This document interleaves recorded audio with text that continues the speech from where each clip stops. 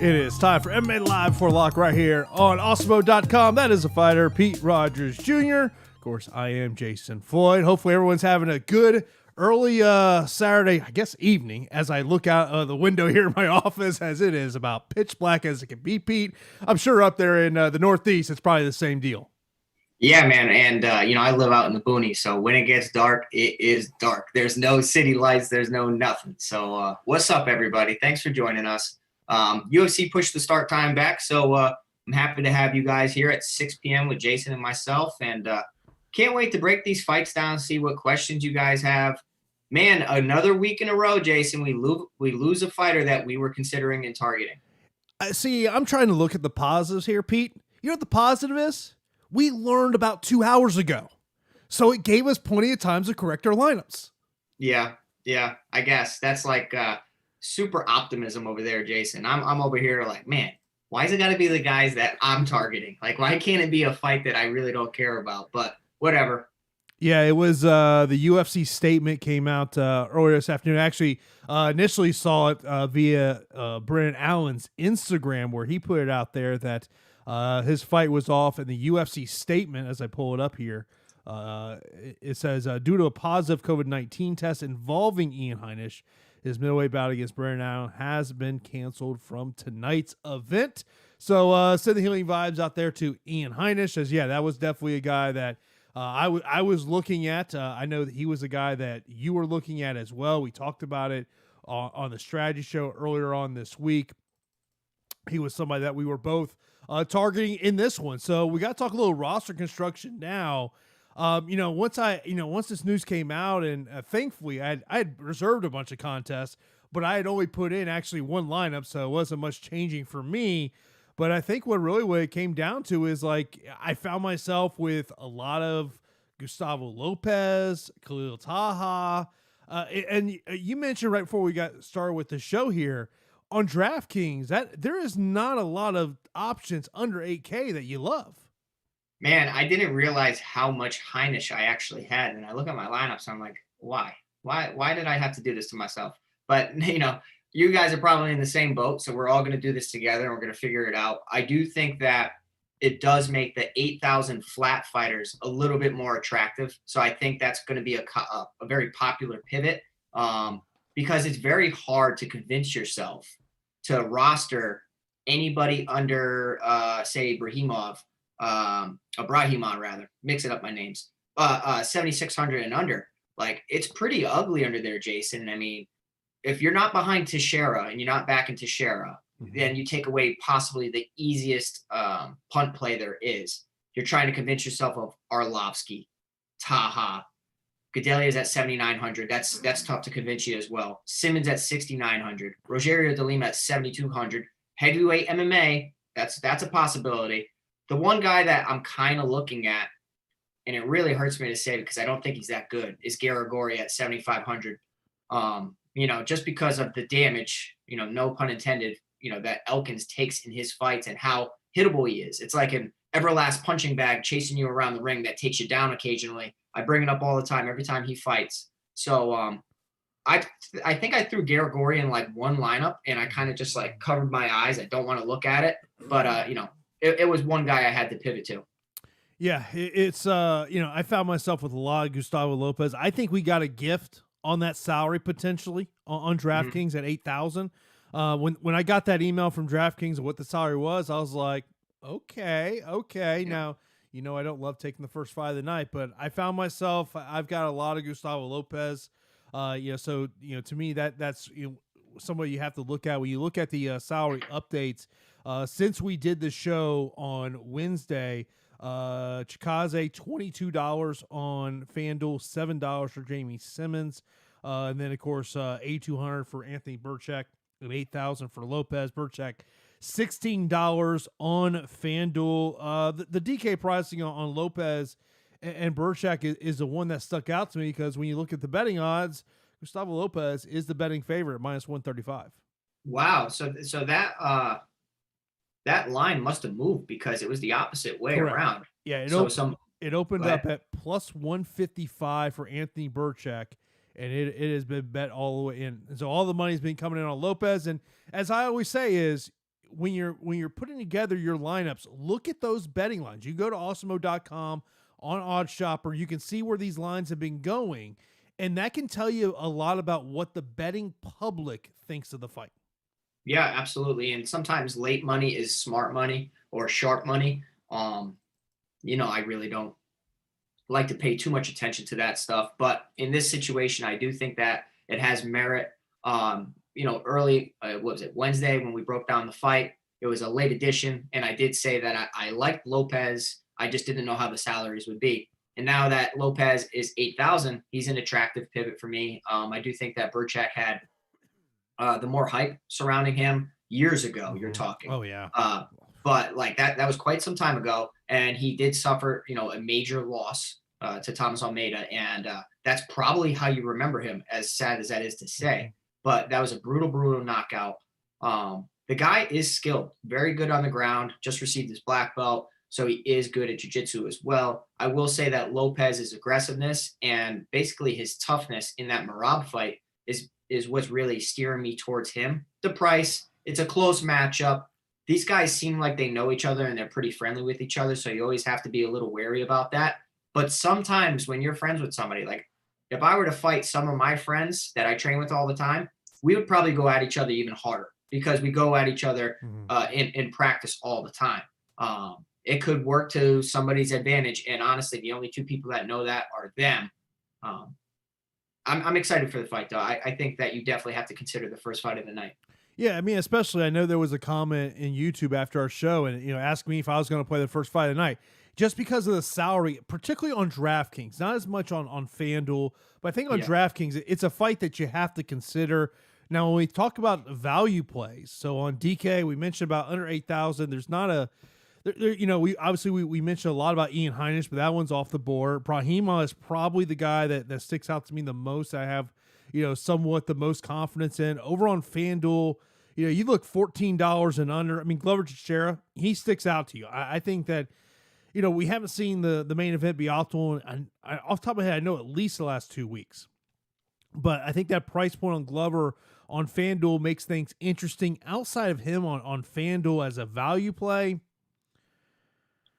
ooh, I mean, Brahima would be the other one. Yeah, I would agree. I mentioned that I liked those guys as my cheap plays.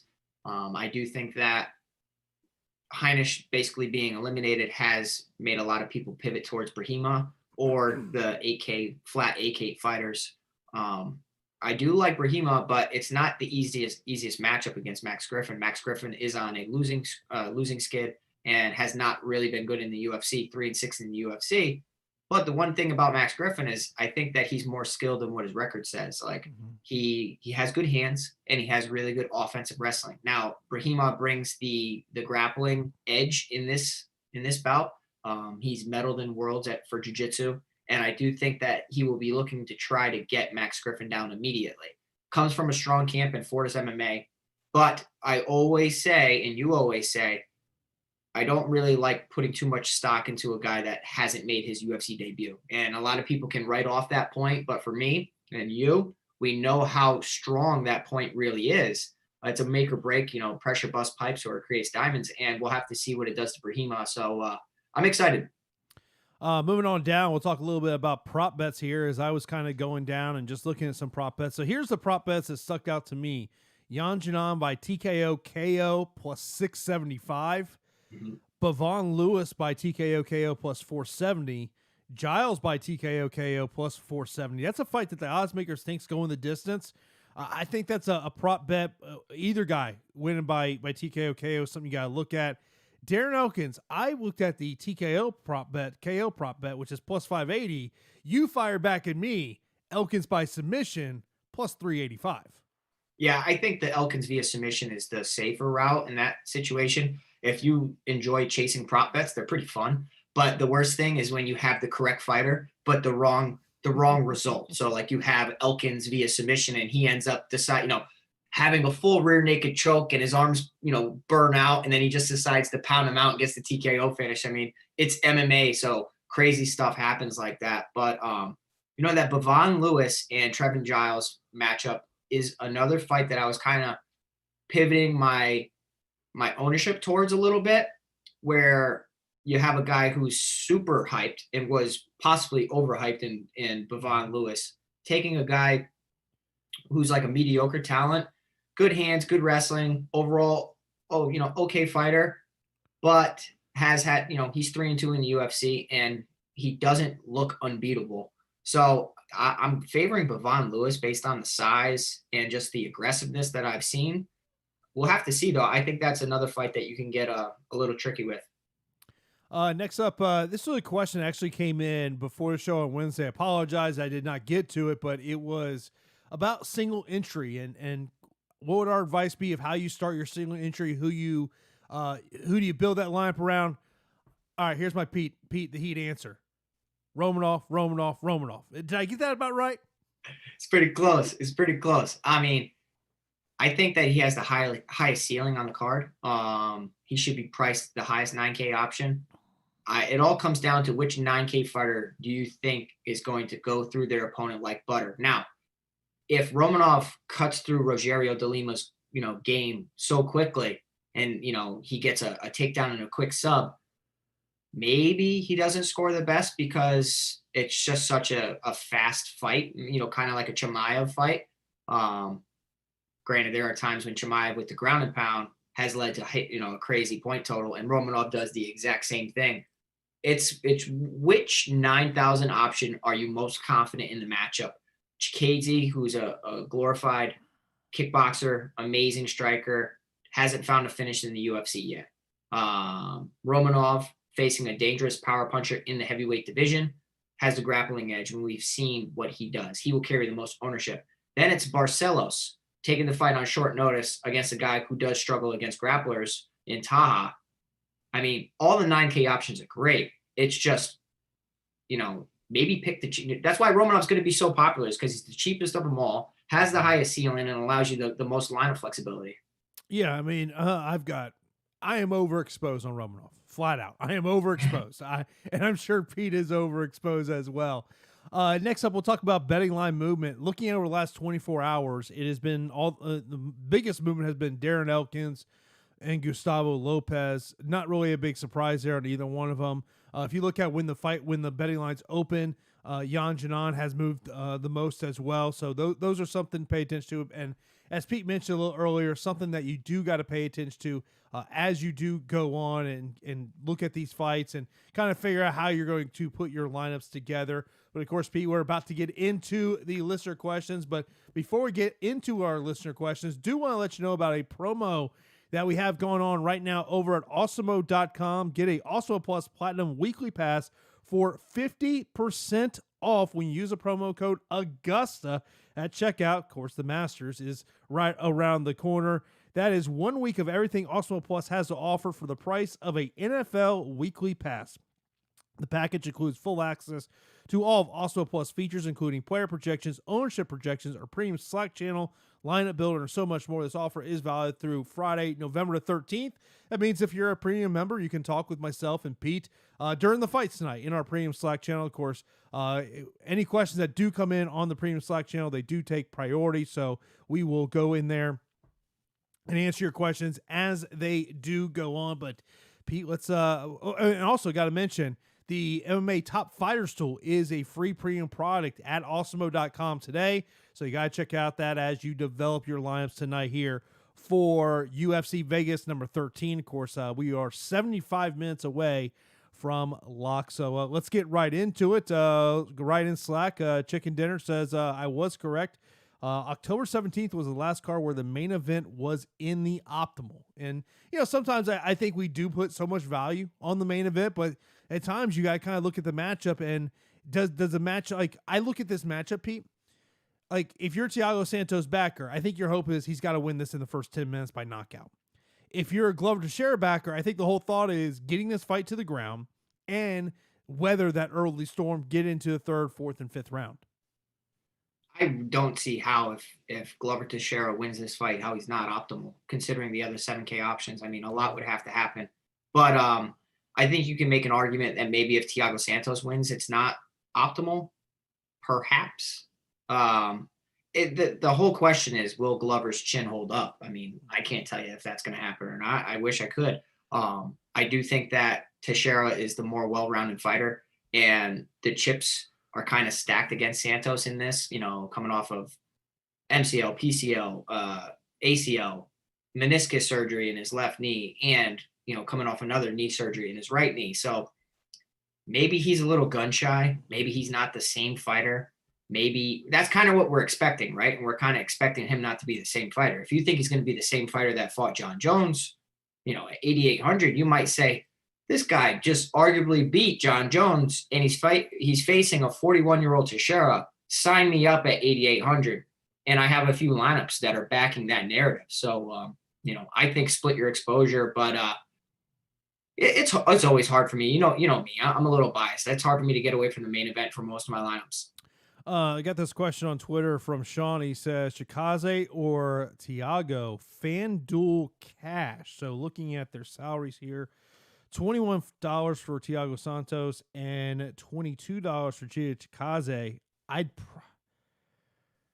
I think the easy pick in that situation for me is Chikaze. Yeah, that's what because he's got a softball matchup. I do, and I mean, what's the likelihood the 5 rounds really benefits 205-pound fighters?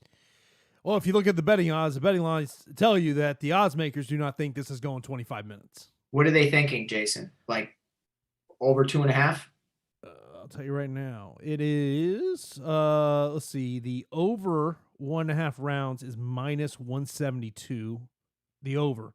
The under's plus 157. The over 2.5 plus 120. Over 3.5 plus 175. Plus 240 for over 4.5 rounds. Wow. So it tells you where the odds makers, I think. 4th round. Yeah. And I would be generally surprised if this fight goes all 25 minutes. I mean, he looked good at the weigh-ins, and if I go through all the weigh-ins real quick, because I know we had a question about that. There's not really much that I saw like somebody looked terrible. I thought everybody looked pretty good. Let's start off here over on YouTube. Who's a better 8K player, Lopez or Giles? Lopez in that situation. Yeah, I'm with Lopez as well. Let's see here. Apparently Pizza Dog thinks has got a little hot take for the show. Yeah, Lopez. That's why I have to close the door here in my office so my dog doesn't come walking in. Mine is. It's crazy. I would say that about 2 weeks ago I was doing a show like on a Friday morning here from the house. Dog's sleeping, and I had to mute my mic because he was snoring so loud. Goodness. The comment says, I think Brahima's biggest bust on this card. He's too chalky. It's a good thing to get away from him, right? I mean, making his UFC debut. I have plenty of Brahima, just so you guys know. But I mean, Max Griffin might be one of the most under-owned guys. Yeah. Matt says, can I just have about $1,000 more per line, please? I can't find any value. I get you. I get you. Yeah, it's pretty brutal this week, man. I mean, if Heinisch, I thought that fight was tricky because Brendan Allen, mid-priced, was in a nice spot. Just considering how he fights, he's such a fast-paced guy, going for transitions and attempts, and then Heinisch is just a powerhouse. And unfortunately, we don't have that fight. Over in our premium Slack channel, Trip Ward says, how differently would you view the main event if Santos wasn't coming off a layoff and an injury? I'd be backing Santos. Yeah, I really would be. And it's hard for me to get my brain around the fact that a 41-year-old is really doing this. But what he did to Anthony Smith, man, remember that was bad. Tiago's 36. He's not a young guy either. Yeah, but who does rely? Like this is the thing. He also relies on a kicking game. So I think that is going to be very interesting to see. Like in the first minute of this fight, do we see the leg kicks from him? How much trust does he have in that leg? You know what I mean? You would hope he worked that out in the gym. You would hope. Next up, over in Slack, Nariki says, Janan breaking the slate today, I don't know about breaking the slate. If Claudia wins, she could screw up a lot of lineups because I'm not paying 7,900 for her because she really just doesn't produce enough, and I'm a little upset with her, just of how she has been. But I don't understand how you take someone who is a grappler. This is what she does, and she has become a striker. You try to fix her weaknesses, but now she's been obsessed with it. I know. And I just look at it and I look at the coaching staff and going, that's where if she does go to a grappling heavy thought process tonight and you like Janan, she might be a great FanDuel play if she stops a bunch of takedowns. I would agree. I would definitely agree. Next up, Kilo Whiskey says, is Chikaze getting too much ownership at 9,300? Pretty much needs to be the highest score by a decent margin. No. Let me look at the ownership. Yeah, what's he at, Jason? Because I think that he's third highest. He's behind Romanoff and Santos. Wow, really? So who the heck are people building with if they're going 2 9K options? I wonder how many people are starting with Glover Teixeira and trying to build something, and they start there. That's not where I think everybody's going to be rooting for Glover this week. He just makes lineup construction so easy. It makes lineup construction easy, but I wouldn't. Glover would not necessarily be the first piece of my puzzle unless I sit there and said, okay, this is a lineup I'm having Glover in. I found myself more times than not, Glover was the last piece in the lineups he went in. See, I was the opposite. I was putting Glover in pretty quickly. Yeah, I mean, I don't like if you're a multi-lineup player, I don't think you can avoid Glover. If you're a single entry player, I think you can. But it's like you said earlier, if he wins, he's optimal. At 7,400, how is he not optimal? It's going to be hard for him not. Yeah. Look, but I think it's a fight that you definitely have to be looking at. Of course, this is MMA Live Before Lock. Appreciate we got over 400 people here in the chat. Let's get those likes up. Let's get those over 100 here in the next 15 minutes or so. Of course, we always appreciate everyone who checks in here on a Saturday evening as we get you ready for tonight's MMA. Of course, the main card now on ESPN. I saw that as I'm watching my Knowles just get bludgeoned by Pitt. The main card now on ESPN, 10 p.m. each time as opposed to ESPN 2. Would it be surprised if Romanov scores under 100 points, 1 takedown, quick submission, 95 points? Thoughts? I think that's going to be hard for his style. I really do. I mean, the guy likes to punch you in your face quite a bit, and he doesn't take me as like a Damian Maia type of guy to just take you down and choke you out. I think that would have to happen in desperation of if he gets rocked on the feet, he dies for a takedown, and it's like, oh my God, I'm rocked right now, so I'm just going to try to get the fight over with. But I think 100 points is safe for Romanov. Here's an interesting question on FanDuel MVP from Miles. Thoughts on Bavone Lewis at MVP? You'd be contrarian if he can come through, but man, I wouldn't feel comfortable doing that. I mean, it's worth one. I think it's worth one.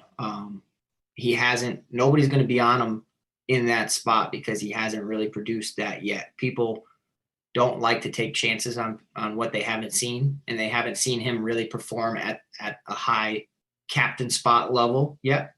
Winning a fight is one thing, but being in a captain spot is another. But I like the thinking of that.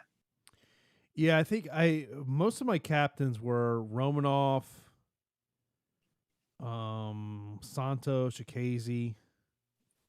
I feel like I had someone else in there. But that was pretty much most of my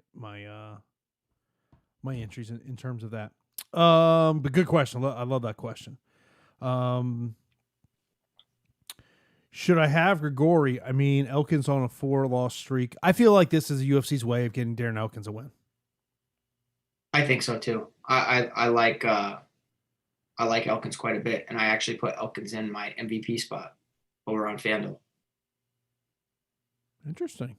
I think it's a good spot. I really do. I mean, Garagori really doesn't have good takedown defense, and I think that he's going to bring him to takedown city. The last 2 weeks have been a night of favorites. So this is more on the FanDuel side of the thing. If it's another night of favorites, you got to think about who are the fighters we going for massive amounts of takedowns, and if that fighter wins, could the loser rack up enough points by defending takedowns where somehow they could cash for you? Yeah, this is a great point. Almost happened last week for me with Navidad. Yeah, he scored 40 points in a loss. That was pretty one-sided fight. On FanDuel. Yeah, I think that two fighters that are interesting on FanDuel, because if their opponents start to go to the takedown well, I think Max Griffin's interesting, even though he's 19. That is insane. But if he defends a ton of takedowns and wins the fight, you're talking about something. Garagori, Rogerio de Lima, obviously, but I don't see him preventing takedowns like that. But at $9, I mean, you can kind of talk yourself into that. But Xiaonan is another one that's going to need to keep it on the feet. Yeah. Let's see here. Someone says, I doubt Lewis Giles fights makes the optimal. I would not disagree with that, but there is a part of, I have, unfortunately, I do have a good amount of shares of Bavone Lewis, but I do have some shares of Trevin Giles. Is what concerns me is potentially the chin of Bavone Lewis. I mean, why? Because Uriah Hall knocked him out? Yeah. I was saying the same thing, but I mean, Uriah Hall just knocked out Anderson Silva. And if you watch that fight, which that was a long time ago, JC, remember we actually broke that fight down? I think, when was that? Like a year or two ago? I remember you and I doing a show for that fight. Oh, yeah. And Bavone was dominating that fight. Oh, yeah. He won the first 2 rounds. Yeah. That's why I think that's why Bavone's going to destroy Trevin Giles tonight. This is my thing about Bavone Lewis. I think he's a guy that might have gotten to the UFC too quickly.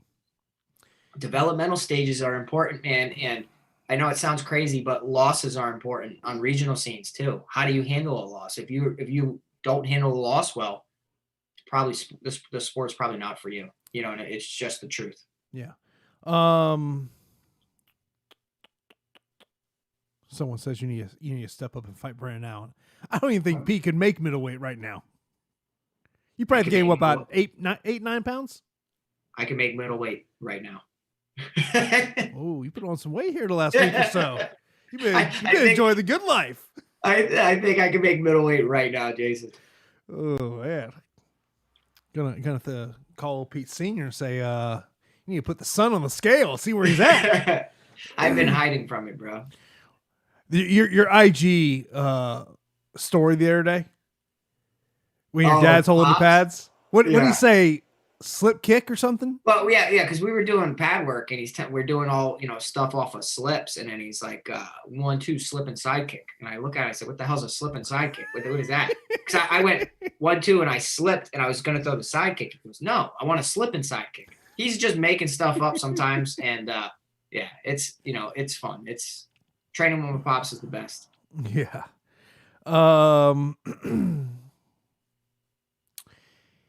Ian says this. He goes, I think the slate will be won and lost on who can nail the 8,000 8.2 fighters.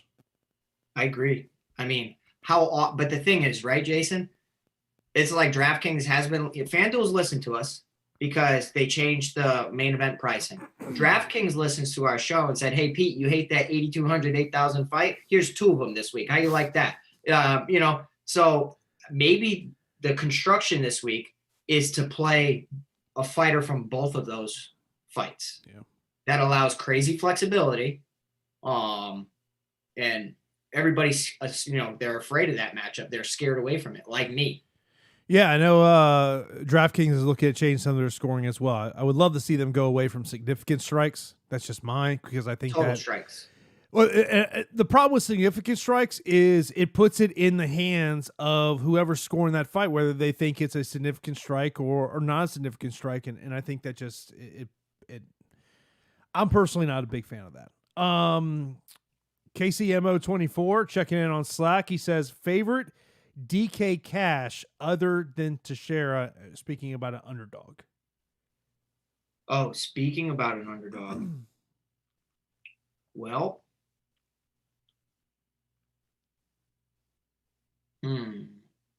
I would look at Brahima.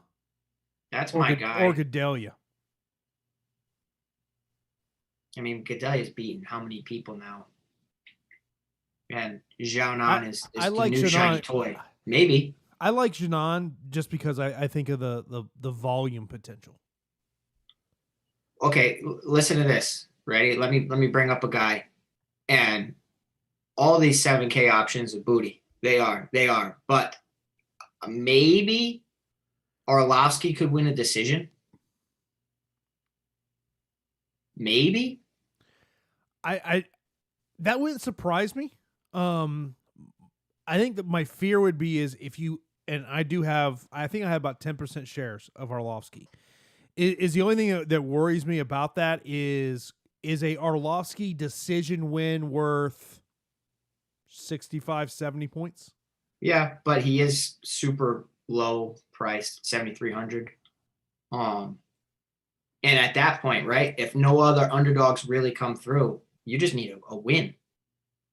Yeah. I mean, he threw over 100 significant strikes against Ben Rothwell and got the victory. I do think Tanner Boser should beat the brakes off of him and could even stop him. But now that we don't have Heinisch, I kind of got to look at other guys. There was this comment in the it says it makes no sense how they test positive day of the fight like they didn't get tested before WTF.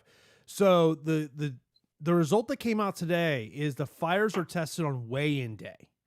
Yeah. Then they go back to the fighter hotel where they are quarantined until that negative result comes back. So the positive test, based on when I've talked to fighters about this before, the likelihood is whether it was Ian or someone inside his team who tested positive, that came from the test that happened yesterday following the weigh-ins.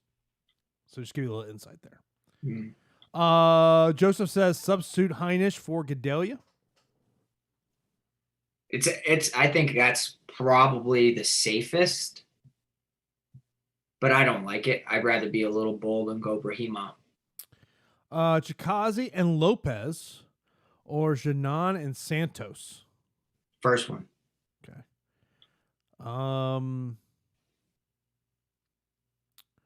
Lopez or Burchak on FanDuel. So that's $18 for Lopez, $16 for Burchak.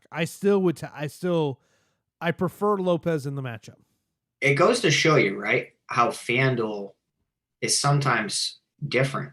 Like if I'm looking at the salaries this week, Jason,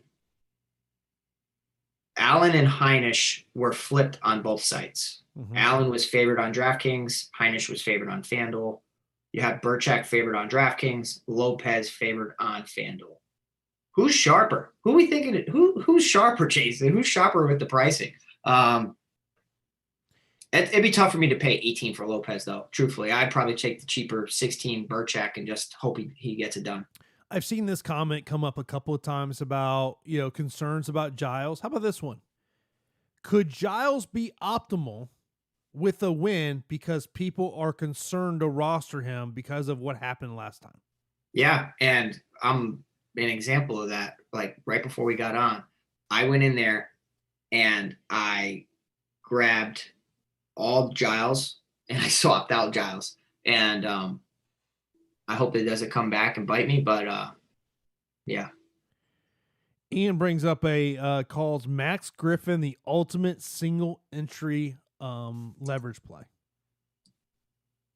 I would agree. I mean, that's what I mentioned. I think that Brahima is going to be super chalky. So if you are a guy that doesn't really like looking at names or background or whatnot, just go towards the person that's going to have crazy low ownership in Max Griffin. Bill says, from a DK perspective, who scores more, Lopez or Elkins? I think Elkins is a smash play this week, and it's a smash play, but be careful because he'll keep you on the edge of your seat, wondering if he's going to get finished with each strike or if he's going to run into a knee. Like I think there's like a magnet in his forehead and in his opponent's gloves that he just constantly rams his face into their gloves because he gets punched more than any person you'll ever see. But his grappling is legit. Yeah, you don't want to be what's the old Pete line? Don't be an everlast punching bag. Yeah, and he is. He is. Justin over in our Slack account says thoughts on Romanov as the only 9K in a DK GPP lineup. So that means no Chikaze, no Barcelos. I like it. And that's it. I like it. Yeah, I teamed off. I mean, I literally teamed off Romanov with every high end option there is. There's Santos, Bozer, Barcelos, Chikaze. When you team Romanov Chikaze, that makes roster construction pretty. I did fave Romanov in one, Jason. Only one. I would have figured you'd be like me 100%. Yeah. If Romanov loses, I'm done. Well, I'm done on DraftKings. I'm not done on FanDuel. But yeah, if Romanov loses, I am done on DK. I will say that Romanov and Rogério de Lima were scheduled to face each other months ago, right? Now maybe Rogério de Lima did his homework and he's more prepared than ever. I mean, if he could defend takedowns today, Jason, why can't he win that fight? Yeah. Matt goes Grigori, Taha, or Simmons. Gosh. Well, God, I'm thinking of it and going, don't really like Simmons. Taha, what concerns me is Barcelos just grappling right from the beginning. But Barcelos has shown the ability to not always do that. And then Grigori, well, he's fighting a guy who's called the Damage. I'd probably say Grigori, yeah. So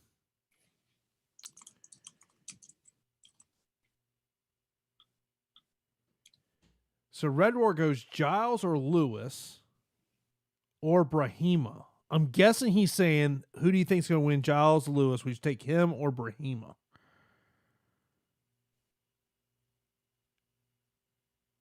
Give me Bavone Lewis as a contrarian answer to that, because I think that if Brahima wins, I would be impressed if he finishes Griffin. I really would. If Bavone Lewis goes out there and finishes Giles, that's kind of what he was supposed to do, but Lewis hasn't finished anybody. But I like Lewis. Here's a DraftKings question: Chikaze, Barcelos, or Bozer?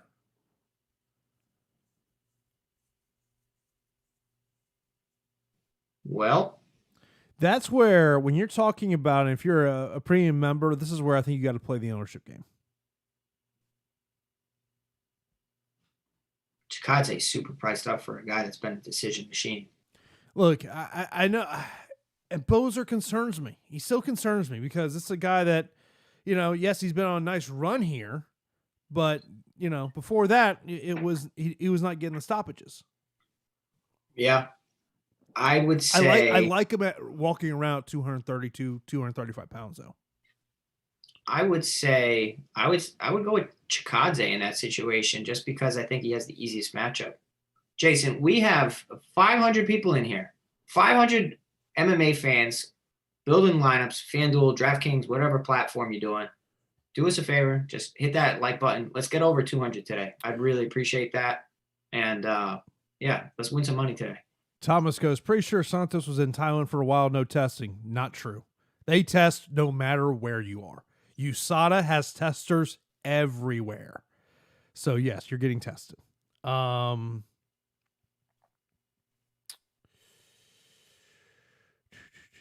always funny when I have those conversations with fighters when they tell you about the 6 a.m. wake up call. Yeah. Dustin Jacoby was telling me 2 weeks ago, right? It was before his fight where he was, he puts in the USADA app of, where he's going to be. And I want to say it was like a Wednesday, told him 6 a.m. I'm at strength and conditioning. He goes, I'm going through strength and conditioning. USADA walks in right at 6 a.m. And he goes, the tester was just all happy because I was actually at where I said I'd be at. Yeah, and like when we were out at the ranch at Cowboys Ranch, they would show up at like weird times, like super early in the morning, Yeah. and somebody's about to get shot. You're coming across, the ranch at that time, but we're like, who the hell is that? Oh, USADA. It's like, oh my gosh. Yeah. Well, usually once, and like Dustin was telling me, like a week after he got back in the UFC after Contender Series, they were at his door ready to test him. He's like, man, y'all Oh, guys don't waste any time. I'm fine with that, man. Clean sport's cool. Juan says best option at MVP on FanDuel. What are you thinking? I mean,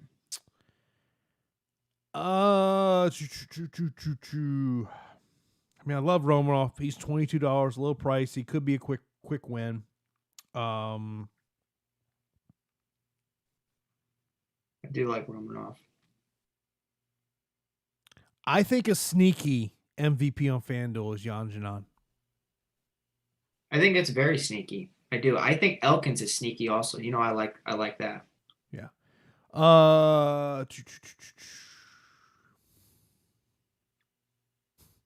Machiavelli says only need to draft 5 guys today because everyone has Romanov. Yeah, right.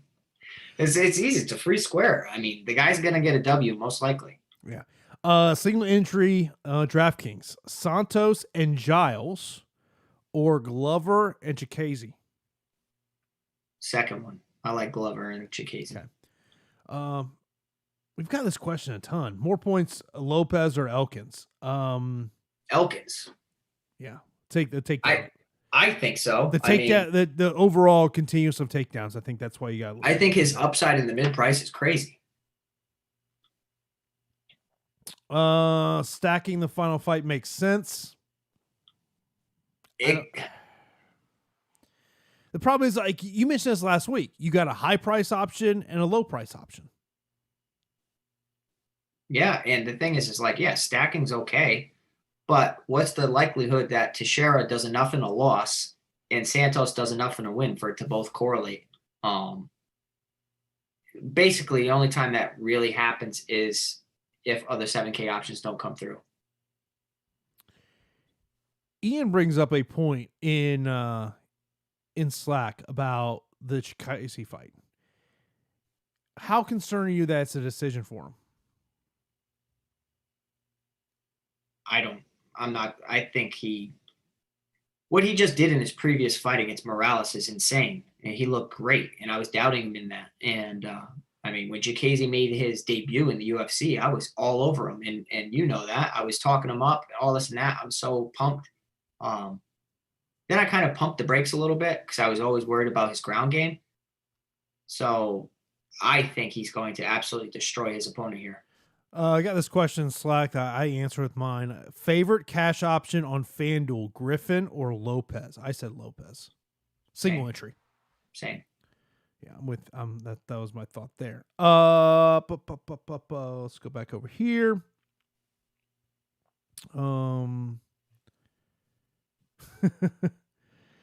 Joseph says that your glasses are light years better than yours. I don't think I can pull off that look. I just don't think I can.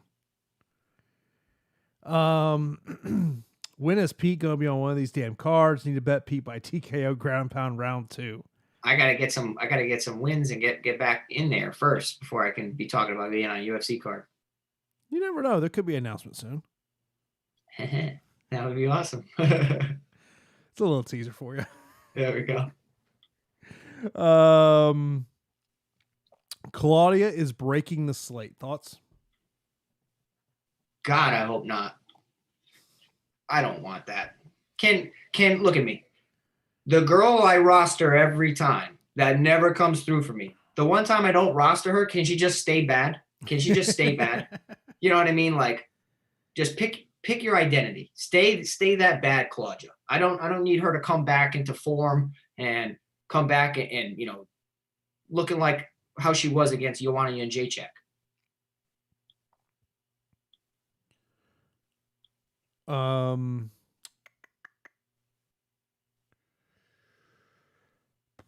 Can Chikese score over 100?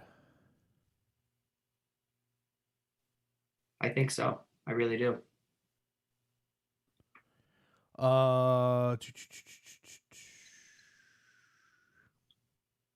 You mentioned that. You said you like Von Lewis. By the way, I'm not 45 years old. I'm nowhere close to that yet.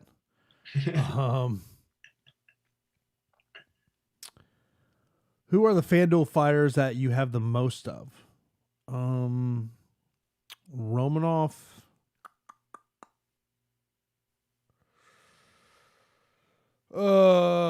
Janon. Lewis. Brahima. I have one FanDuel lineup, and I have Elkins, Glover, Romanov is 3 of my fighters.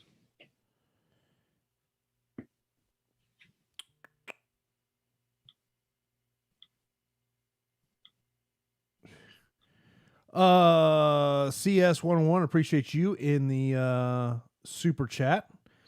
Coach S here says torn on Lewis Giles. Giles never been TKO'd, only sub, but Lewis has never been subbed to anyone. Do you think Lewis can KO Giles? I do, and I wouldn't read into stuff too much like that of like this person's never been knocked out. You know what I mean? Like, I think that for ground, let me say how I can word this. If you're looking at a fighter and you see that they've been submitted a bunch, right? Mm-hmm. Then possibly they have a hole in their grappling, or something happens and they lose focus and they get submitted.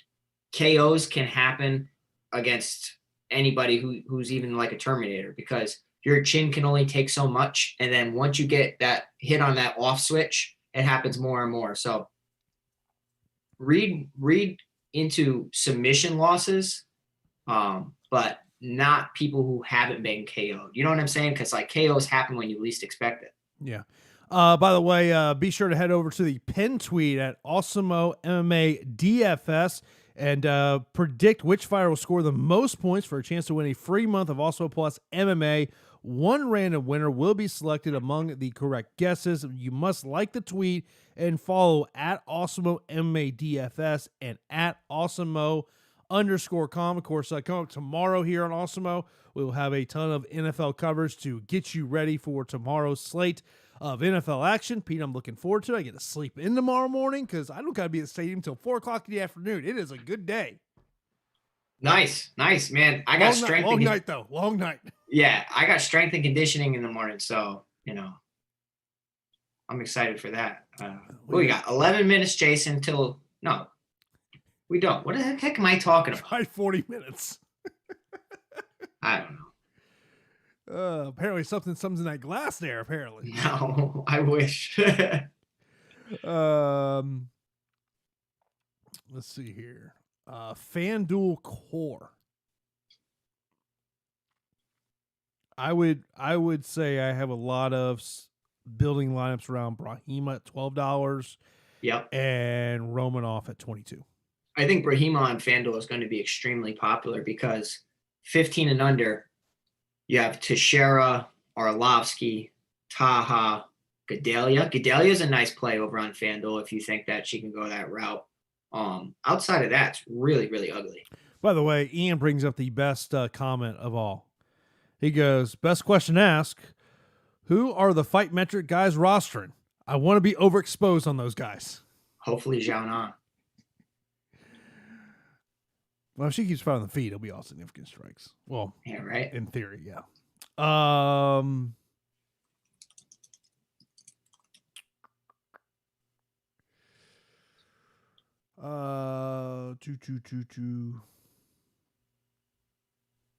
If you go Romanov and Jacasey, even if you finish first, you'll be holding hands with 100 other people. Don't disagree. I'm cool with that. I'm cool with holding hands with 100 people. I'm fine with that.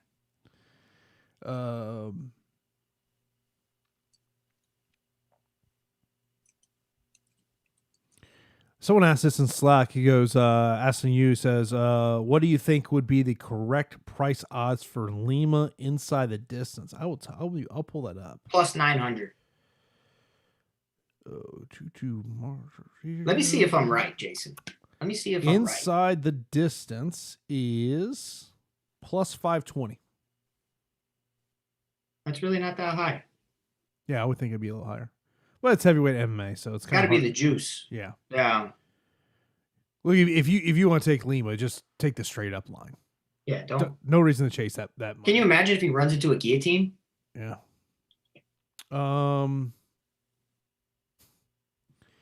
With as many low price fires as I've X'd out in Fantasy Cruncher, I'll either be winning $0 or cashing every lineup. Yeah, me too, bro. Me too. Oh man. I did not X out anyone. So it's crazy. FanDuel question here: Santos or Romanov in MVP? Romanov for me. Yeah, I don't know if Santos' upside is that crazy. Yeah. Griffin or Lopez? FanDuel cash. I like Lopez. Griffin's a leverage play, but for me, it'd be Lopez. Yeah.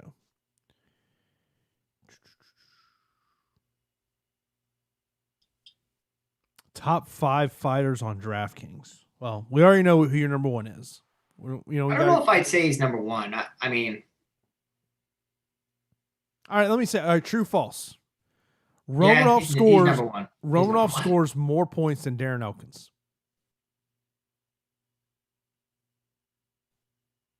I'm gonna say true. Just because I don't know if Elkins gets a finish. Yeah, that's yeah, very true.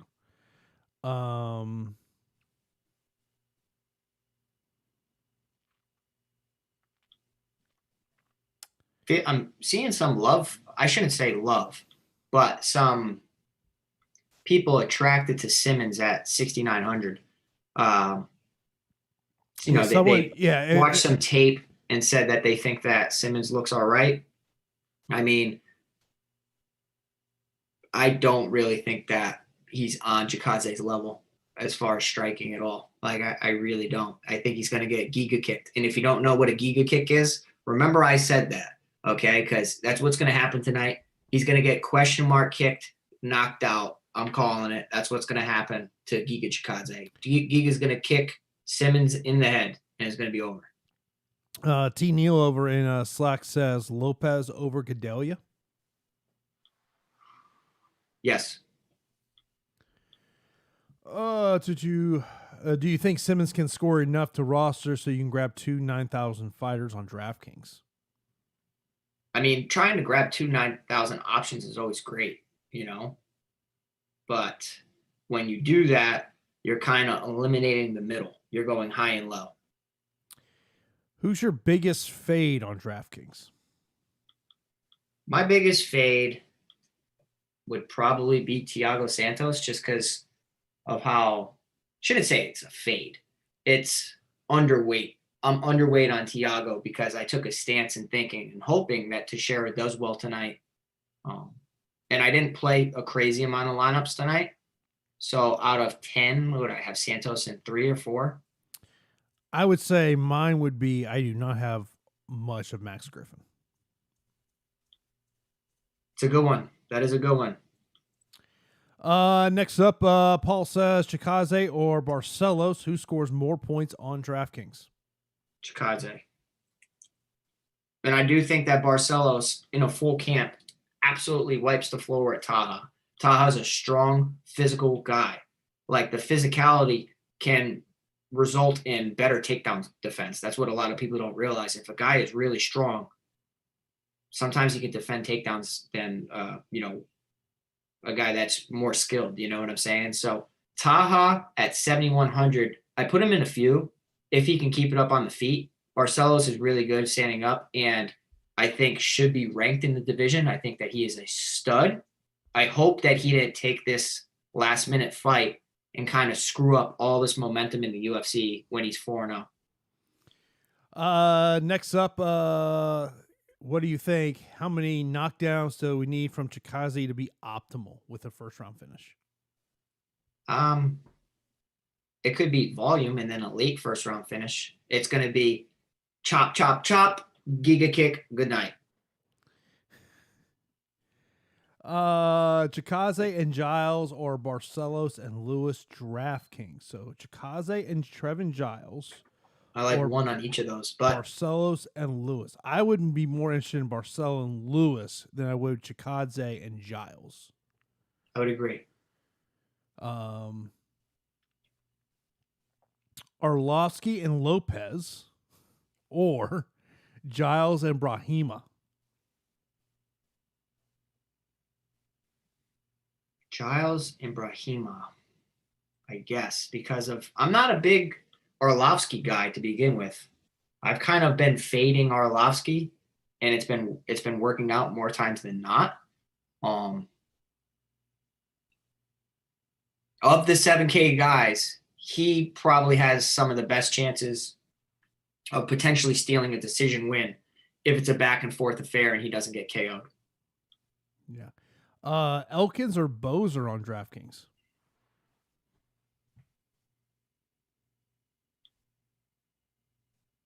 Damn. Well, Elkins is cheaper. Elkins has the ability to get crazy point totals.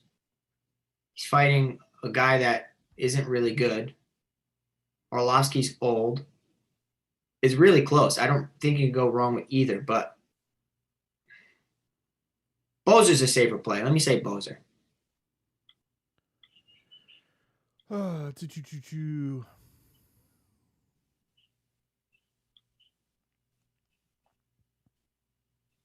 Man, Joseph is just coming at you in the chat, man. It's all good. It's all love. It's all love. I appreciate you guys. You guys are watching. You guys are interacting. It's all love. I'm cool with it.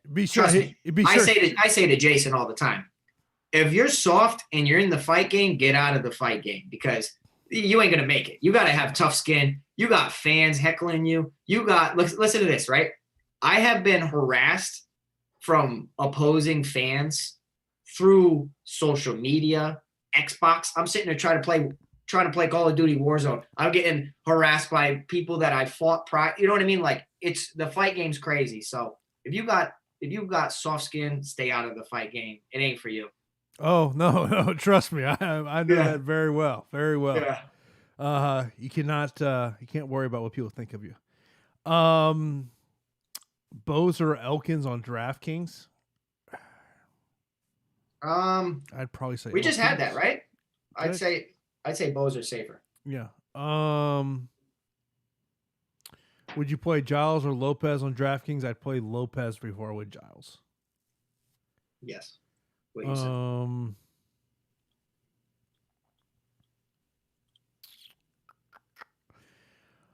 So someone says, how many fights go to decision? Let's see. Oh, we got 1, 2, 3, 4. Oh yeah. Let's hear this. All right, we got 10 fights. So last week my finish number got just shredded. Told you. So we got 10 fights. 4.5. I'm gonna smack. Go ahead, say it. 4.5. It's over. 5.5. No, you can't give me 2 lines, Jason. What is this? I'm just trying to see where would you go over 5.5? I'm saying 6 finishes. Wow. Okay. Who gives 2 lines? I'm just trying to see where your head's at. I'm trying to see where you at. Was your number 5? Was your number 6? Okay.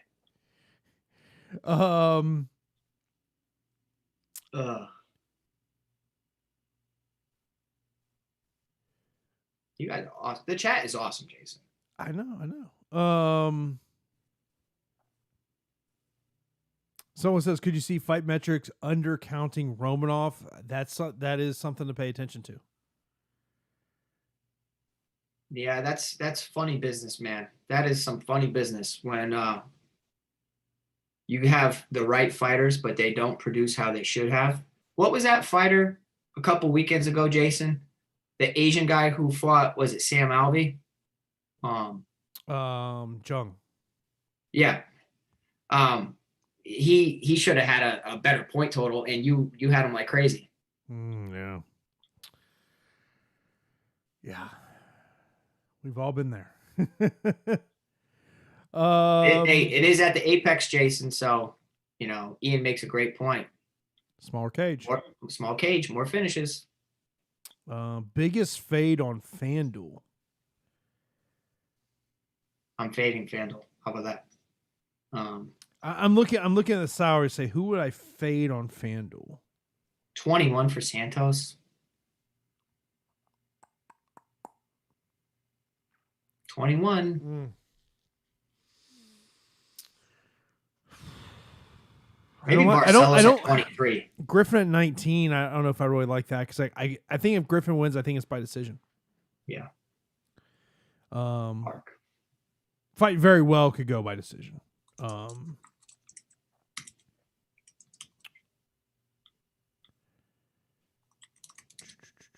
Let's see here. Matt says have no idea why the odds are 850 Chikaze and 500 Romanov, because the betting public has made it that. Betting public has been pounding that line. That's why that line is where it's at. Yeah. I mean, there's really no other better way to explain it. Do people really know who Romanov is outside of our show? Oh, I think so. So Romanov, he opened at minus 245, and now it's at minus 475. And so looking at Chikaze, it opened at minus 485, now at minus 750. I mean, I have to say it, that people that listen to this show, I would consider you guys like part of the sharp category where we know more about it than a lot of the betting public or a lot of the casuals that are playing. So, when it comes to making money in DFS, it's all about contest selection.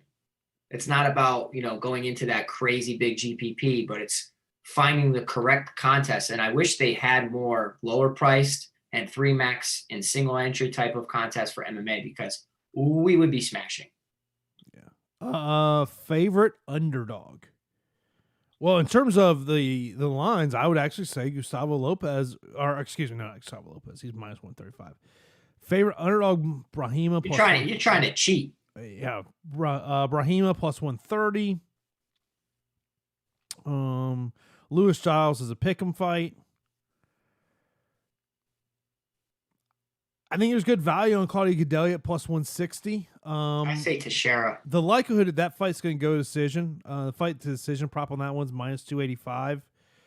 Gadelha by decision. Which one's that? Plus 330. You can double your money basically, based on what the normal line is. But yeah, I would look at Gadelha by decision in that one. By the way, if you want to know our ownership projections, the best way to do that is sign up for an Awesemo Plus membership. And right now you can get a Platinum Pass, weekly pass for 50% off. All you got to do is use a promo code Augusta at checkout. That'll give you access to our ownership projections over there at Awesemo.com. Which fight most likely go to the decision? Janan and Gadelha. I think that's a good one. I think Bozar Arlovsky's probably going to a decision. Yeah, I can see that one. If you guys are rostering Romanov tonight, hit that like button. You like that? We'll have about 500 likes here in about a moment. Hey, if you have Romanov in your lineup, hit that like button. Santos or Teixeira, I think you got to play both. Not in the same lineup. Don't stack them. I'm not a believer in stacking them. Yeah. I mean, look, you got value on both slates on Teixeira. Yeah. My pick is Santos to win, but in terms of DFS, I do like the value of Teixeira. You think he's winning by KO? Santos? I would say yes. Okay. Yeah, I would say split your exposure in the main event. That's probably the hardest one to call on the entire card.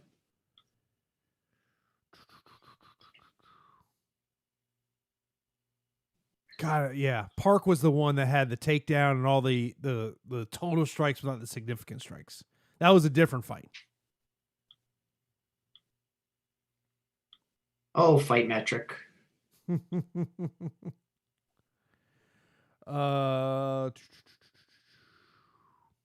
over here. Jan and Jakaze, or Bozer and Elkins? Ooh. Give me Bozer Elkins.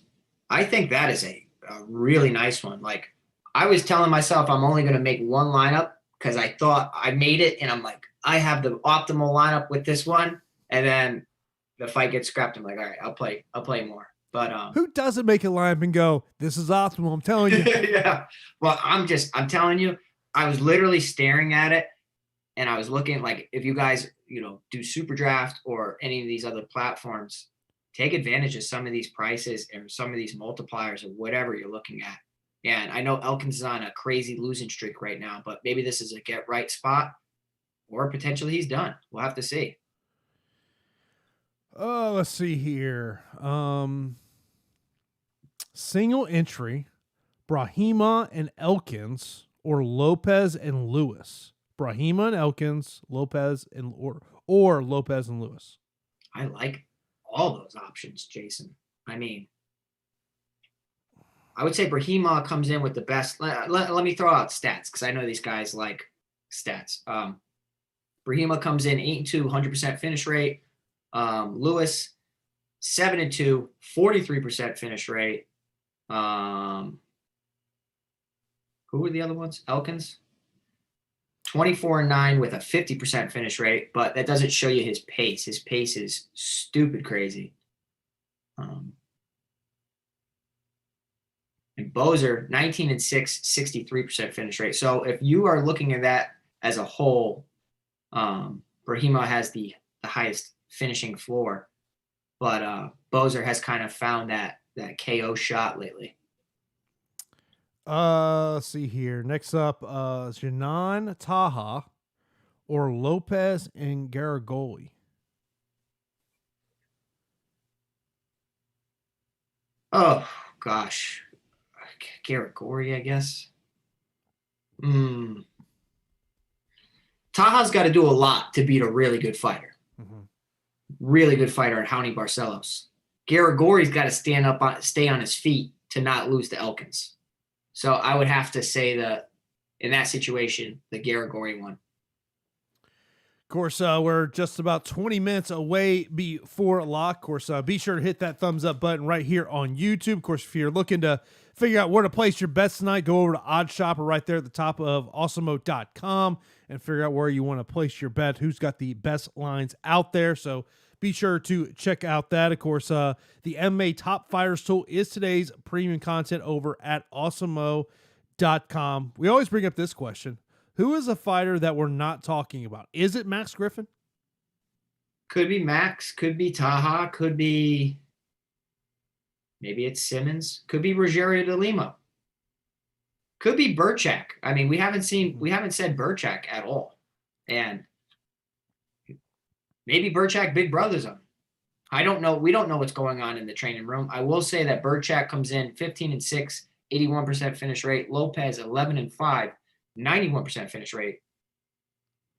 It's going to be a banger, dude. It really is. And the only reason I'm really backing Lopez is because he has KO pop. Hasn't really suffered too many KO losses, bad losses, I should say, not KO losses. So Lopez at 8,000 is pretty nice. Janan or Elkins DraftKings? I would say that Elkins has a higher ceiling, but Zhao Nan might be safer. DraftKings Core. Romanov he's literally everything I have on DraftKings. I mean, there's no that's the only way I can put it. You're drunk on Romanov today, dude. You sound like me a couple weeks ago. Oh man. Hey, look, it comes in.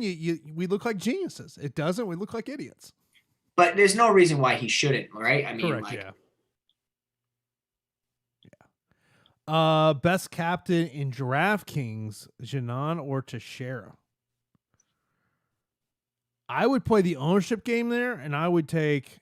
I would go against Glover. I would not take Glover. I think he would say Janan. Yeah, I would say Janan.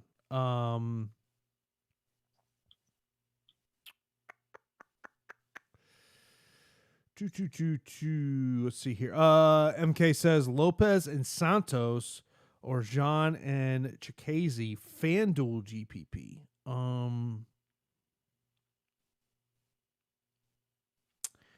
I would say Janan and Chikaze.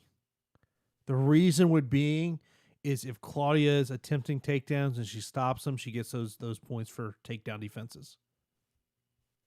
I like it. I mean, I don't want people to think that I hate Thiago Santos because, I really like both of them. It is just, how does he come back? I really don't know. I kind of want to take a wait and see approach, but I am there a little bit. Someone asked what's the top score tonight for DraftKings GPP. It's a race of 700. Most likely. Imagine it's 900. Is that even possible? No way. No way you get that high. You'd have to have 6 Kamaru Usmans. Exactly. Someone says who wins, Romanov or Dawkins? Oh, Romanov. It's a good fight. I like it. I like the matchmaking in here. I say Romanov though. Brahima and Elkins or Lewis and Lopez? Brahima and Elkins. Or Bavone, Lewis, and Lopez?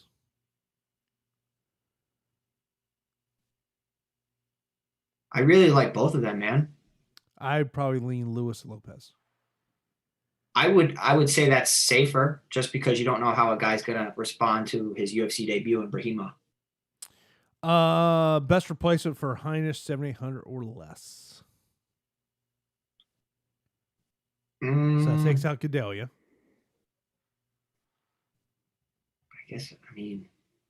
We're really strapped right now, boys. We are strapped with who we're going to get.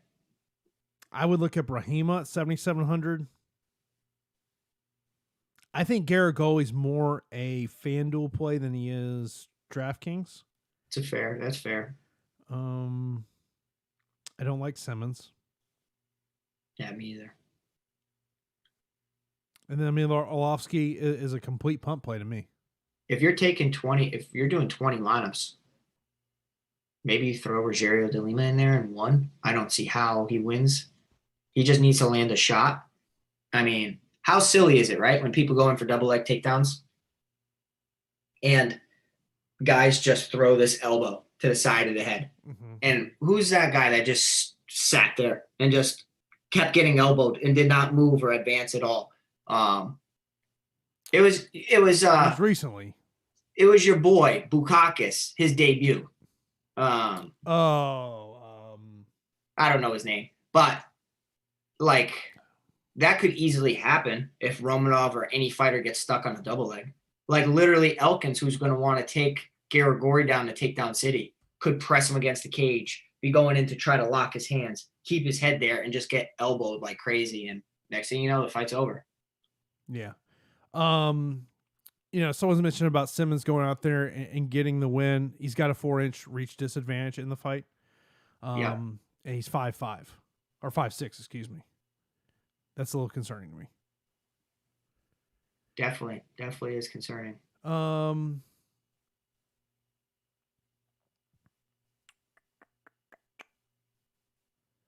Chikaze or Barcelos late slate cash? Chikaze.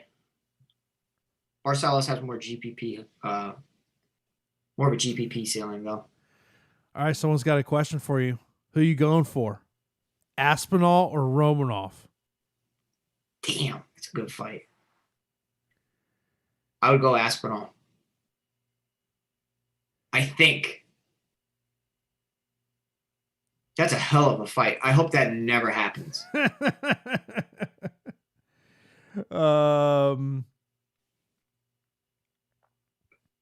Lewis all day, single entry?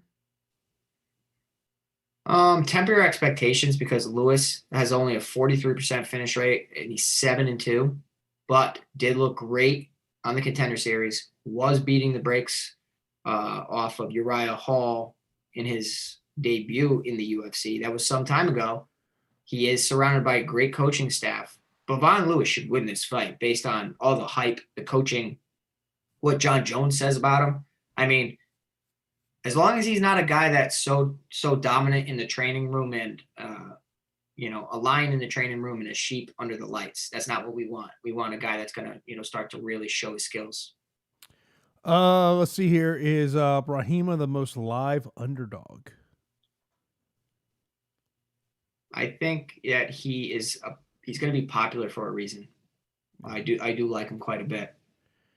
Giles, Lewis, or Burchak? Give me Bavone Lewis.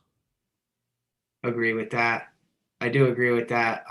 Cola in the chat. I like the way Cola thinks. Shout out to Cola. Says only 209 of 428 people hit the like button. So only 50% of you guys own Romanov. Man, Romanov's coming in cheap tonight, I guess. Hey, if Romanov is at 50% ownership, ching ching. I'll be honest. Can you imagine? If you told me Romanov is lower than 60%, I'd be surprised. Yeah, he's 80%. That's fantastic. That is great. I'm more than 8% exposure. Yeah, God. Do you think Romanov? Let's just do true false. Romanov is in the optimal. Yes. Yeah, I find it, if he goes out there and does what we expect him to do, I find it hard to believe that he would not be optimal. Yeah, I would agree. And anybody that's watching the fights, if you are in an area where you can, do live betting fights is possibly the best advantage you can have. I wish I could do it because I feel like, I'd be undefeated. Like we would be so good, but take all the information we give you throughout the show and apply it to anything. Apply it to sports betting. If you're sports betting, apply it to live betting or other platforms, whatever. And make sure you guys send those screenshots and shout us out. Just enjoy seeing you guys succeed. That's it. I mean, that's why we do it. And look at the live move over the last hour. The biggest movement has been Romanov, who is now a 5-1 betting favorite, and Tanner Boser, who is approaching a 3.5-1 favorite. I think that's fair. I really do. Caleb says, do you hedge Lopez and Burchak in 2 separate entries or stay on Lopez in both? I like the way he's thinking. Because I kind of did that in some of my lineups. I'm like, all right, I like this, say, 3-piece combo right here. Okay. And I'm going to add one of these guys. I'm going to add both the fights to 8,200, 8,000 fights. And I did it, I think, for 4 lineups. And I kind of did like every possibility of it. And I really liked what it, how it looked. Next up, Lewis and Janan or Barcelos and Garagoli. Lewis and Janan for me. Agree. I mean, I don't want people to, not think Barcelos is a smash play. I mean, he really is skilled. The only red flag is taking it on short notice. And do fighters take fights when they're not prepared on short notice, Jason? Happens all the time. Mm-hmm. People take fights for paychecks. People take fights on, I'm in okay shape. I think I can do well. I think I could take this guy down. I know I got a round and a half in me. So I'm going to go crazy for a round and a half. It happens. No question. Elkins and Teixeira or Chikaze and Garagoli? Really, really hard for me to get behind Garagoli. Really hard. I did it, I think, in 2 lineups. Someone asked if we had any love for Arlovsky. Here's a question is, if Arlovsky wins and it's by decision, yep, what's it going to get? The last time Andre Arlovsky won by finish, Travis Brown, 2015. Fun fight if you've never seen that fight. Fun fight. Yeah, we talked about it, man. That is just chaos. Chaos in a cage. I don't think that Arlovsky is a bad play, and he's also what I would consider a leverage play because I would imagine he comes in relatively low owned. Bozer's going to be a popular pick. Everybody remembers how Bozer's looked during quarantine. He's looked fantastic. Him and Casey Kenny are two guys that have really, Chimaev too, taken advantage of, the quarantine COVID era. He's beaten better guys than Bozer, I guess. But MMA math doesn't always work out that way. Franklin says, besides Romanov, who are the best two fighters for cash on DraftKings? I would say Chikadze, but now you're strapped with salary, right? I do like a Bavone Lewis play. I really do. I think that Bavone's a really nice spot. Of course, we're just under 10 minutes before we do hit lock. Of course, if you want to take advantage of the promo we got going on over at Awesemo.com, we use that promo code Augusta at checkout. You can get a Awesemo Platinum Weekly Pass for 50% off. So you got to take advantage of that tonight for MMA. And then, of course, tomorrow, NFL all day long. Of course, we'll have shows here all day long getting you ready for tomorrow's NFL action. And, of course, be sure to follow Awesemo on all of our social media platforms, whether it's Twitter, Instagram, or on Facebook. Join the conversation on those platforms. Jared says, who has Bozer beat again? It's a valid thing. Philippe Lins would be the biggest one, right? Yeah, I mean, it's a good question. But I'll tell you what, he fought Ciryl Gane, and I talked about it. I think Ciryl Gane is a legitimate guy, legitimate contender. Ciryl Gane didn't finish Tanner Bozer. Why the heck is Andrei Arlovsky going to finish him? Can Andrei Arlovsky squeak by him via decision? Maybe, based on activity, but Bozer kind of made a career of leg kicking people and sticking and moving. So I really think it's Bozer's fight. Janan or Lewis DraftKings? Janan and Lewis DraftKings? Yeah. I would say Lewis. I was thinking about that as I said to you, I was like, okay, that's in close. terms of a higher ceiling, obviously Bavone Lewis has got the higher probability of winning by stoppage. But Janan could just throw so many strikes that even in a 15-minute decision, she might still get you 90 points. Let me do the math on this real quick. 6.72 per minute. Say it goes 15 minutes. She averages 100 significant strikes per fight, so that's 50 points. Decision 80 points, considering no takedowns, no knockdowns. My worry about Janan is not being able to throw high volume because she's so tentative because of the takedown threat. To Roy asked about what we think about stacking the main event. It's a no for me this week. I wouldn't. I mean, I don't see the need to. I mean, I know there's 10 fights. Maybe a stack of one of these fights or a losing fighter is in the optimal. But the main event just doesn't really scream stack me. I don't know why. Woody in our premium stock count says, will there be a loss in the optimal lineup? Yeah, I just brought it up. It could. I think a loss over on FanDuel is more likely, though, because, like, say a Taha, Simmons, Rogerio de Lima, the single-digit salary over there allows you so much flexibility to pay up on other options, and you get points for defending takedowns and, all that stuff. I think about Kevin Natividad last week. You bring it up, right? Yeah. I just thought of this one. Could stacking Gedalia and Janan put you optimal? What's funny is when you brought up stack, I thought women's MMA.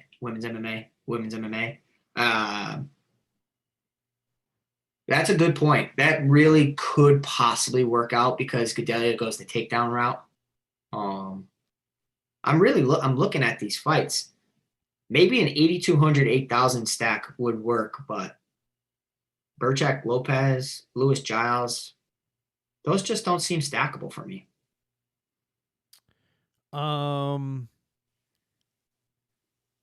Giles, Lewis, Burchak, Cash, FanDuel. I like Lewis. Out of that bunch, I like Lewis. So it's all the 16 guys. Yeah, I agree with you. Of course, we're just 5 minutes before lock. We're going to wrap things up here for this week. Of course, myself and Pete, we back on Wednesday to get you ready for UFC Fight Night, Makhachev versus Dos Anjos. You gave that look like you had no clue what the main event is next week. I didn't. I go day by day during this COVID era. But I'm so pumped for that. Yeah, I really am. I just look at the betting lines. Don't tell me nothing, Jason. Don't tell me nothing. I kind of in my mind had a thought of what it is. Pretty much what was in my mind. Yeah, next week, Al Hassan and Chaos Williams. That should be a fun fight to watch. Little Smokers on that card. Let me look. I'm not gonna look at no odds. Brian Barberena, Daniel Rodriguez. That should be a fun fight. When's the last time we saw him fight? He was supposed to fight, and he didn't, right?